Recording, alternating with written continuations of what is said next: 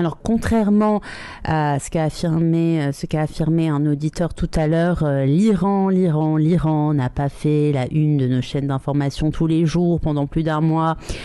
Et les informations et images ne sont pas forcément toujours retransmises dans nos chaînes d'information.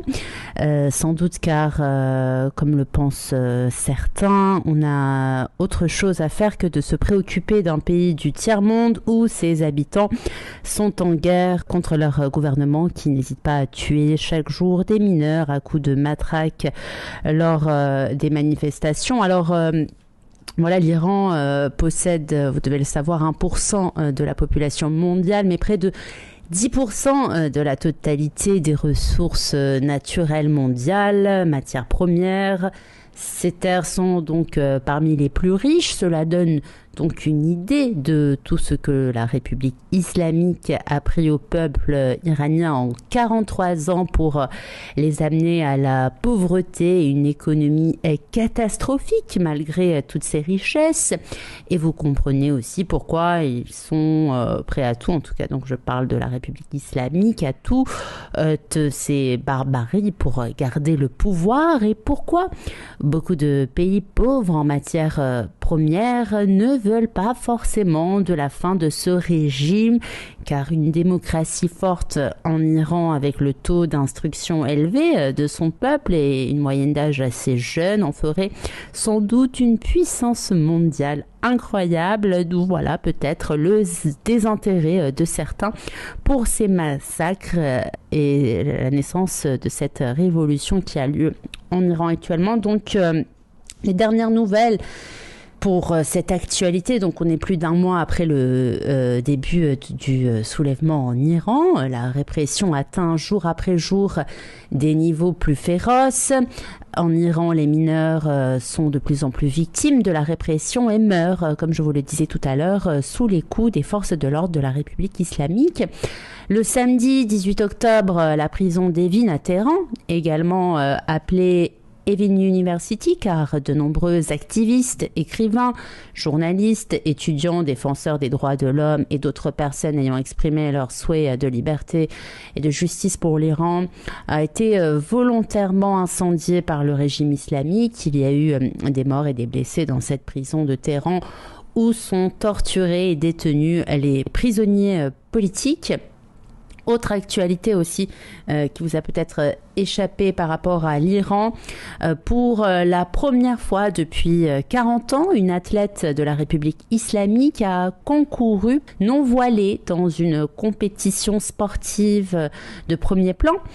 C'était le dimanche 16 octobre. Elnaz Rekabi a retiré son voile pour la dernière épreuve des championnats d'Asie dont elle a pris la 4e place. Un geste courageux dans le contexte actuel de répression des manifestants luttant pour le droit des femmes et la liberté depuis la mort de Mahsa Amini. Et depuis dimanche, l'inquiétude grandit autour du sort de la grimpeuse. Ses amis sont sans nouvelles d'elle depuis dimanche, selon les informations qui ont été transmises. En tout cas, son passeport et son téléphone lui ont été confisqués avant de prendre son vol retour pour Téhéran ce mardi.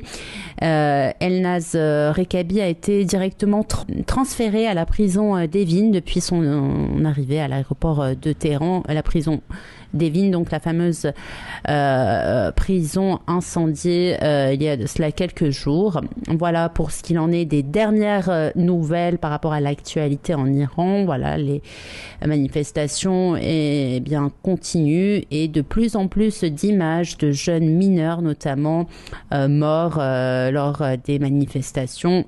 Un auditeur à l'antenne et d'autres hors antenne m'ont demandé ce qu'on pouvait faire pour aider les Iraniens face à la répression violente en Iran.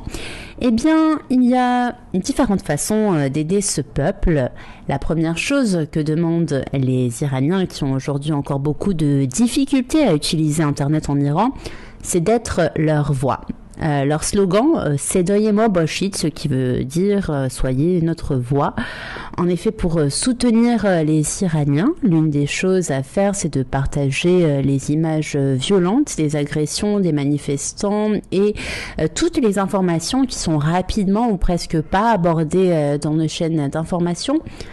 Autre recommandation pour soutenir les Iraniens, demander aux dirigeants, représentants politiques, en leur écrivant par exemple, de se préoccuper davantage du sort du peuple iranien et montrer publiquement leur soutien aux manifestants qui risquent leur vie lors de chaque regroupement.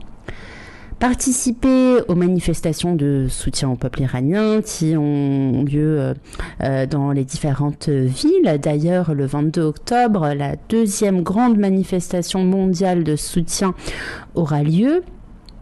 Alors les femmes iraniennes brûlent leur voile en Iran, premier symbole de la République islamique. C'est le début d'une révolution pour la laïcité et pour la liberté.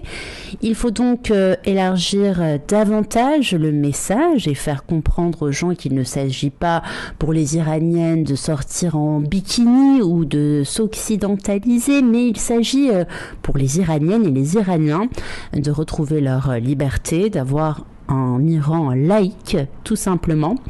Soutenir, c'est aussi se tenir au courant. Plusieurs journalistes et activistes des droits humains publient en continu des images des manifestations. De nombreuses célébrités et personnalités ont également pris position contre les injustices dont sont victimes les Iraniens dans leur pays par le biais de messages sur les réseaux sociaux et en s'exprimant lors de concerts et de remises de prix. Donc vous pouvez également suivre des comptes sur les réseaux sociaux pour rester informé.